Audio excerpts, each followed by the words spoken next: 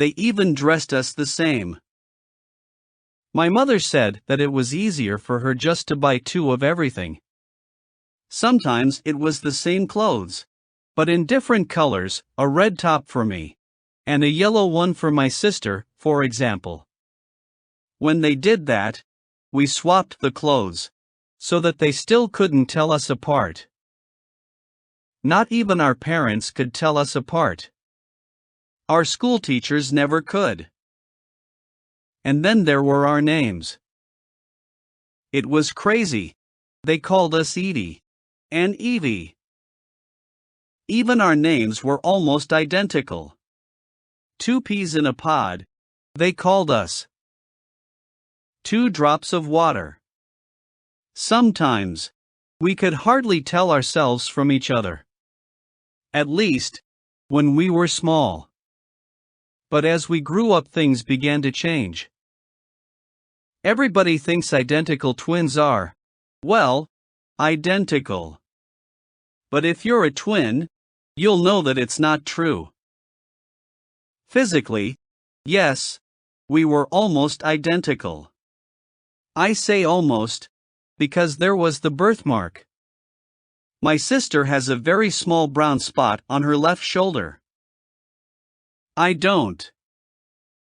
This was the only way we could ever be told apart. But other than that, twins, even identical ones, are different inside. I think we started to change when we started school. I was always very good. I never got into trouble. I always did all of my homework, and did very well in all the tests and exams. Evie wasn't like that. Evie was always getting into trouble. Evie never did her homework. Evie was a really bad student, who never studied, and never learned anything. She would have failed her exams, but of course she didn't. Why? Well, it's simple, isn't it? If you have an identical twin, how do you know which is which? Evie, of course, started by copying my homework. Then she got worse. When there was a class test, she would write my name on her paper. When she got into trouble, she smiled beautifully at the teacher and said, "No, I'm Edie. I'm the good one." It was my twin sister Evie, who was naughty. They never took us seriously. We were only small children after all. There was no harm in being a bit naughty. Everyone used to laugh. And because they never really knew who was who, neither of us was ever punished for being naughty, and they never failed either of us in our exams, because they couldn't be sure which one to fail and which one to pass. But as we got older, it got worse. Evie started to steal things. At first, it was only things from other children, sweets or pens or pencils or rubbers, the kinds of things that sometimes happen in school. But when we were 15, some money was taken from a teacher's bag. It was quite a lot of money, and the situation was serious. Then they found the money in Evie's pocket. And what did Evie do? Well, of course, she did the same thing she always did. No, it wasn't me. It was my twin sister. And I got into trouble, serious trouble this time. They called the police. They tried to expel me from school. It was only when our parents came in and pleaded with the head teacher that they agreed to drop the charges and say nothing about it. We were lucky that time. But the trouble didn't stop there. Evie was always playing truant, not going to school. Then when she came in again, she accused me of lying. She said that she was Edie, and that I had given the teachers the wrong name, when they called the register. I thought about telling everyone about the birthmark on her shoulder, that they should check the birthmark to make sure who was who. That would solve the problem. I don't know why I didn't.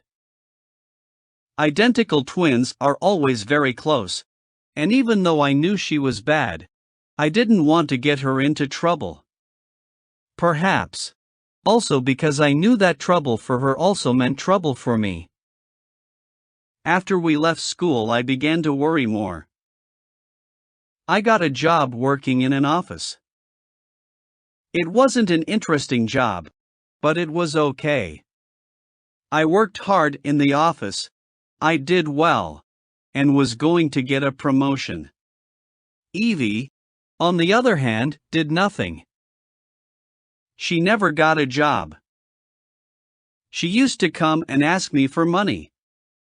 She often disappeared for long periods of time. I didn't know where she was. This was bad, but it was worse when one day I looked at my passport and found that I had Evie's. I didn't know where she was, but obviously she had taken my passport to get there.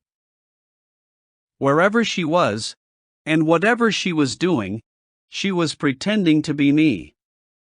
Eventually, it happened. There was a loud knock on the door at 6 o'clock in the morning. There were 3 policemen there. 2 of them in uniforms, the other one a detective. I looked at their serious faces and thought that they had come to tell me bad news. I thought they were coming to tell me that my sister had died.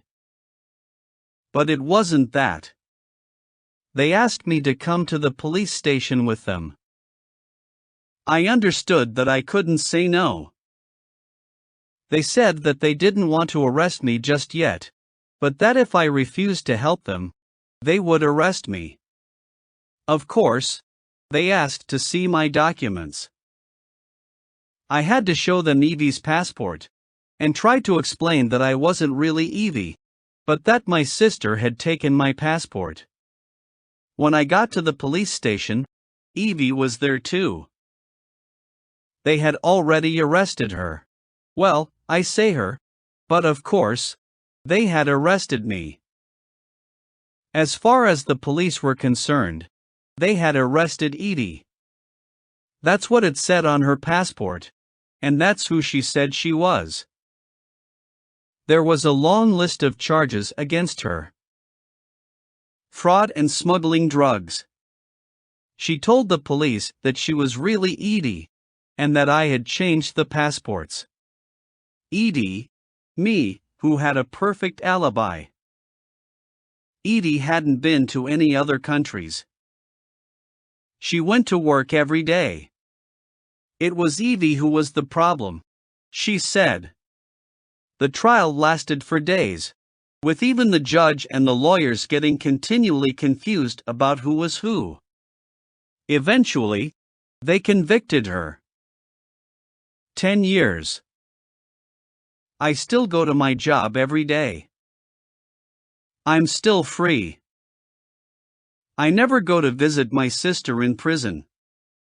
I'm afraid that she might show someone that she doesn't have a birthmark on her left shoulder. Then someone might look, and they will find that I do. We hope you enjoyed the story. Please subscribe for more videos.